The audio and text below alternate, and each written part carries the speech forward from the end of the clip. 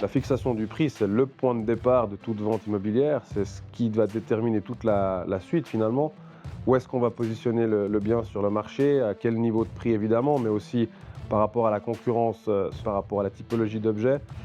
C'est ce qui va être le point d'entrée finalement pour tous les prospects acheteurs, c'est cette fixation du prix. Et puis c'est là où si l'erreur est commise au départ, c'est très très difficile à rattraper, soit si on a fixé le prix trop haut et donc hors marché, ou pire, trop bas, et puis que le vendeur se retrouve à finalement faire une vente qui n'est pas au niveau qu'il aurait dû atteindre parce que le prix fixé est pas juste.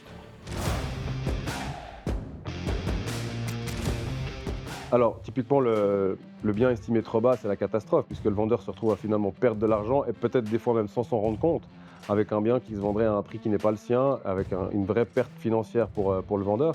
Et puis le bien qui est estimé trop haut et qui est mis sur le marché trop haut, eh ben, le problème c'est qu'il va stagner sur le marché, les gens vont venir le voir en étant déçus, finalement il ne va pas se vendre, et un bien qui stagne, qui reste et qui traîne sur un marché, c'est jamais bon pour lui.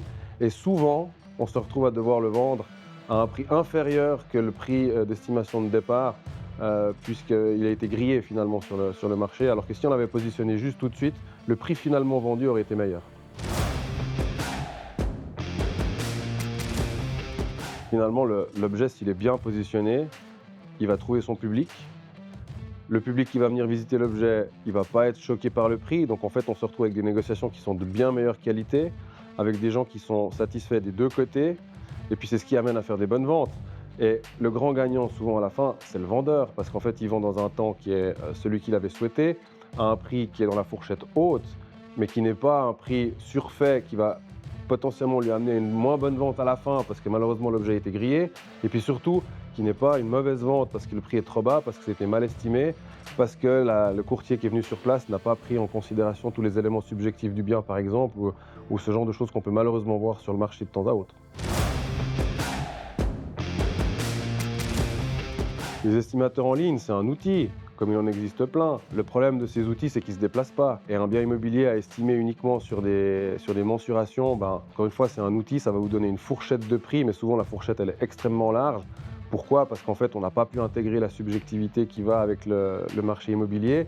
Il n'y a que quelqu'un qui connaît son marché, qui se déplace, qui visite, qui ressent l'objet, qui pourra l'intégrer. Puis souvent, j'aime bien faire la comparaison avec le médecin. C'est qu'aujourd'hui, vous pouvez aller sur Google puis taper les symptômes que vous avez quand vous avez quelque chose. Google vous donnera des réponses. Mais la vérité, c'est que si vous voulez être sûr de vos symptômes et puis de comment les traiter, vous allez quand même aller voir le médecin. Dans l'immobilier, c'est pareil. Vous pouvez taper ça sur un logiciel. Vous aurez une idée plus ou moins. Mais si vous voulez le vrai chiffre, il faut quand même que quelqu'un vienne l'estimer et puis intégrer tous les éléments de la maison ou de l'appartement.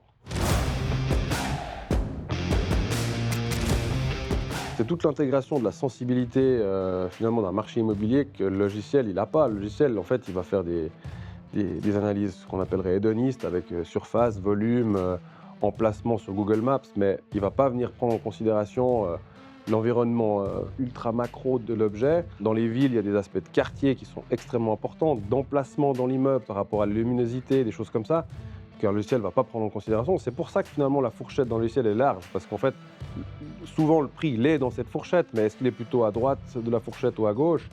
Ça vient de cette subjectivité que le courtier qui connaît parfaitement son marché va pouvoir intégrer. Puis le dernier point, c'est qu'il y a un aspect de marché immobilier de l'instant T. Est-ce qu'il y a beaucoup de concurrence sur ce type d'objet? Est-ce qu'il y en a trop à vendre dans le quartier? Est-ce qu'il n'y en a pas eu à vendre depuis 5 ans? Tout ça, c'est des choses qui s'intègrent dans une estimation et puis qui donnent finalement le bon prix pour aller à la meilleure vente possible pour notre mandant qui est quand même le vendeur.